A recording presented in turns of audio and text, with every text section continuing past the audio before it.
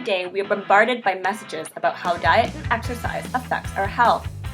Now, new research shows that diet and exercise may also improve the way we think. Welcome to today's episode of the Fitness Stage 5-Minute Edition. Today's episode will focus on a study conducted by Dr. Patrick Smith. 1 in 5 Canadians have hypertension or high blood pressure. A well-fed diet to reduce blood pressure is a DASH diet. This recommends foods that are low in fat, cholesterol, sugars, and sodium. It recommends high intakes of fruits, vegetables, poultry, and fish. Regular exercise has also been shown to reduce blood pressure. So lifestyle changes affect hypertension.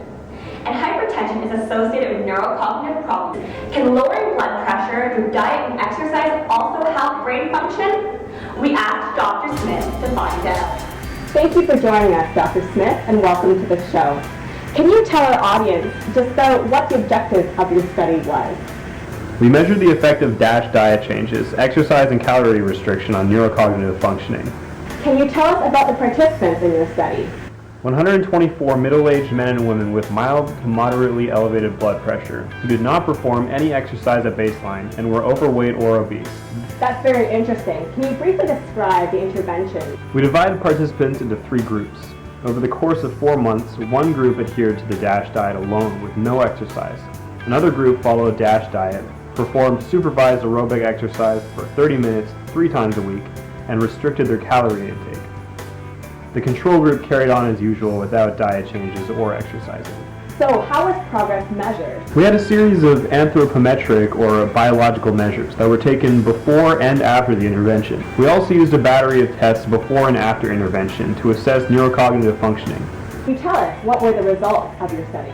The group with DASH diet, exercise and calorie restriction saw the greatest improvements in both neurocognitive categories of executive functioning and psychomotor speed relative to group control. The group with DASH diet changes alone only improved in psychomotor speed. And do you have any idea why this may have occurred? Analysis of mediators suggests that changes in neurocognitive function in the group undergoing dietary changes, exercise, and caloric restriction may occur through aerobic fitness or weight loss. What is interesting is that the health before the study seemed to be a moderator. Before the study, participants with poorer vascular health saw the most improvements in neurocognition after dietary and exercise changes. What are the implications to your study, and what do you think sets it apart from all the other groups? We are the first study to look at effects of combination of exercise and the DASH diet concurrently on the brain. Many previous studies on these factors are observational, so no causal relationships could be determined. Our study is experimental and randomly controlled. Our findings contribute to the body of research its understanding how to prevent diseases of declining brain functioning, like Alzheimer's and dementia, through lifestyle changes that reduce high blood pressure. Our team dug deeper into the principal limitations. DASH diet adherence was actually just educational settings, so sticking to the diet or compliance with the diet is actually unclear.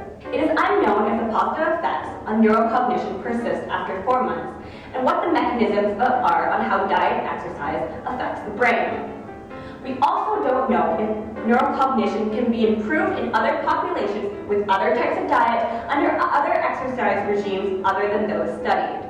All in all, these findings in this study are not specific enough to be able to apply to the clinical setting to prevent specific diseases. Nevertheless, his findings contribute to an impressive body of research. Whole grains and vegetable-focused diets, as well as exercise, have been independently associated with reduced risk for Alzheimer's disease. However, one study did show that reducing blood pressure does not prevent cognitive decline unless patients are in poor vascular health to begin with. While Dr. Smith's study did find the same, he did not suggest that poor health was a requirement for diet and exercise to have an effect on the brain. Our team conducted a media search where we found 7 non-scientific publications on Dr. Smith's study. For example, on WebMD, the report boasts that the study has significant direct clinical applications to cognitive decline and Alzheimer's disease. This goes to show that the media often skews the results of health studies. Our advice to reviewers is to always consult back to the actual study and to consult multiple sources if unsure. Can exercise, dietary changes, and caloric restrictions affect the brain? Dr. Patrick Smith and other researchers suggest yes. However, we cannot be certain about the applicability of these findings to medicine and clinical settings. But these findings are crucial in contributing to the body of research that advances the link and understanding between lifestyle factors, hypertension, and neurocognition. This has been Pam Ong with the Focus 5-minute edition.